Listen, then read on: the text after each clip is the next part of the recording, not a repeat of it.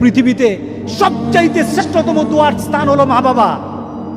ওই মা বাবা যদি হাত পাতে আরশ পর্যন্ত পৌঁছে যায়, ওই মা বাবা যদি বদদুয়া করে, পৃথিবীর সব তীর সব টার্গেট মিস হতে পারে, কিন্তু মা বাবার বদদুয়া কখনো মিস হয় না, কখনো মিস হয় না।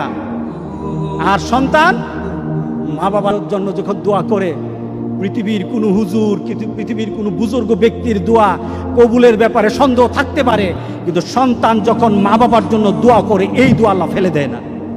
সুবহানাল্লাহ। কারণ মা বাবার এই দোয়াটা শিখিয়ে দিয়েছেন স্বয়ং আল্লাহ সুবহানাহু ওয়া তাআলা, রব্বির হামহুমা কামা রব্বায়ানি সাগীরা।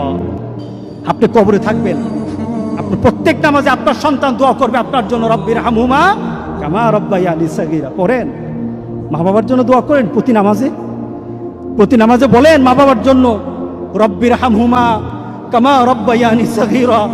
আপনি দোয়া করেন, দেখবেন আপনার দোয়ার কারণে আপনার সন্তান আপনার জন্য দোয়া করছে।